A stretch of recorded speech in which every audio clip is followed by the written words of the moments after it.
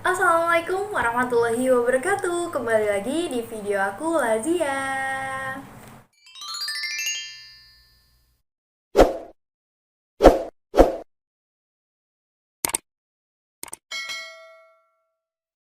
Halo semuanya, gimana nih keadaannya? Gimana nih kabarnya? Semoga kita selalu dalam keadaan sehat walafiat dan selalu dalam lindungan Allah Subhanahu wa taala. Nah, di video kali ini aku akan menyampaikan hal-hal apa aja yang harus kamu ketahui sebelum kamu melaksanakan UMPTKIN atau sebelum melaksanakan ujian ya.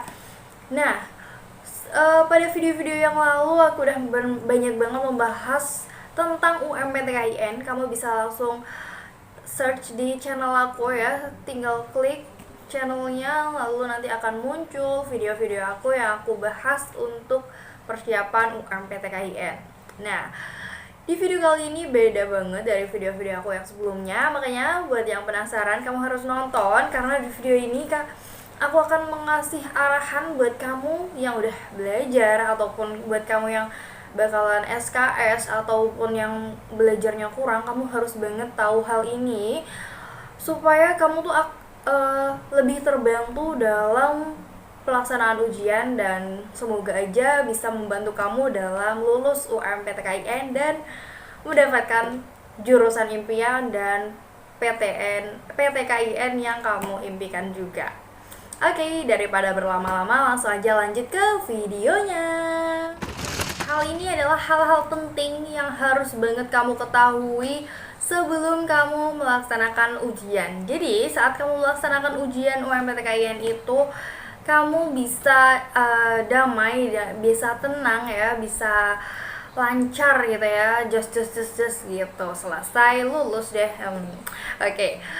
Kira-kira apa aja? Nah, yang pertama, kamu harus tahu jadwal kamu ya. Gak mungkin ya kalau kamu mau ujian tuh kamu gak tahu jadwalnya. Silahkan sekarang dicek kartu ujiannya, kamu jadwalnya tuh tanggal berapa dan jam berapa. Kamu harus banget tahu itu, dan jangan lupa kartu ujiannya dicetak, oke?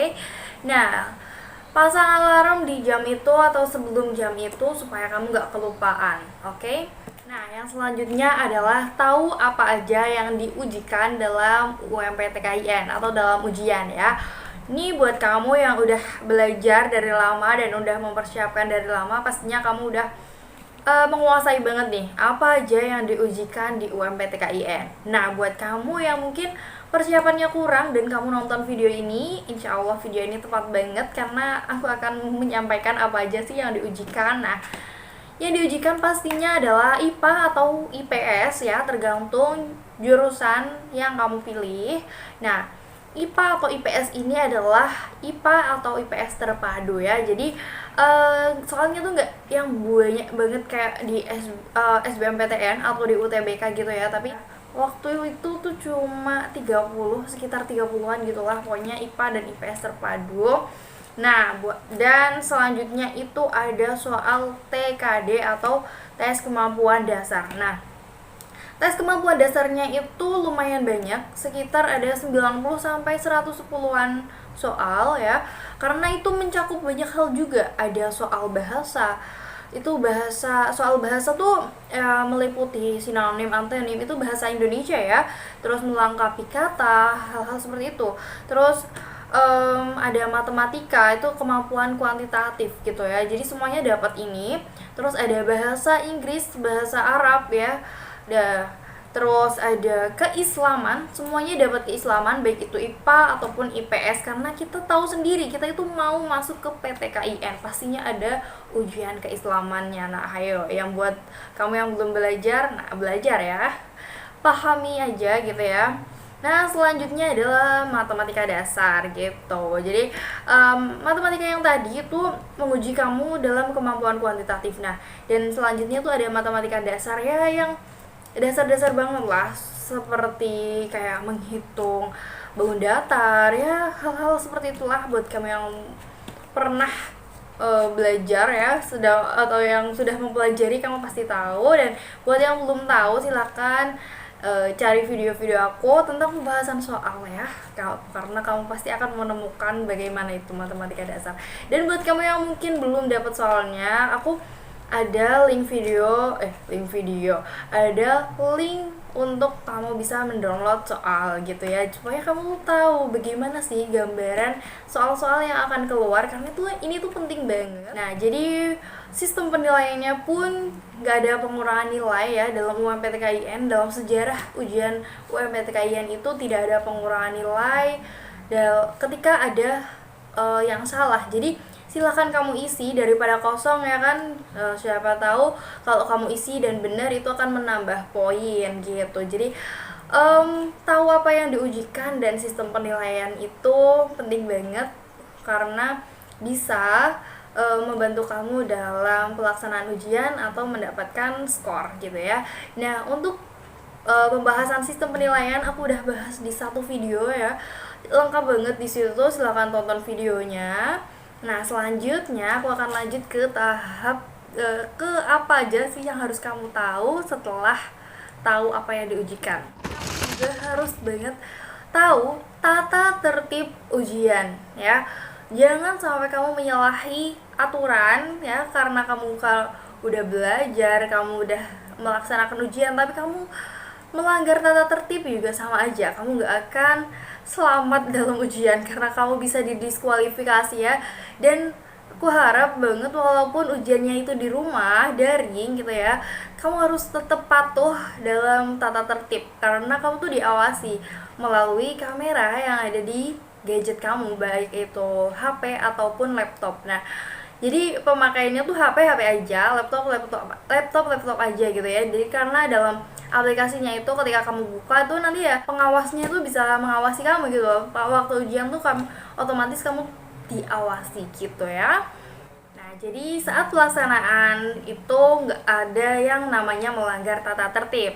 Nah, setelah kamu tahu tata tertibnya ya, pastinya hal yang penting kamu harus tahu apa aja sih yang harus dipersiapkan dalam untuk melaksanakan ujian ya, yaitu ya seperti gadget, internet, apapun itu ya, kartu ujian. Nah, hal-hal perintilan seperti itu yang harus kamu persiapkan ya, seperti penampilan kamu juga gitu ya.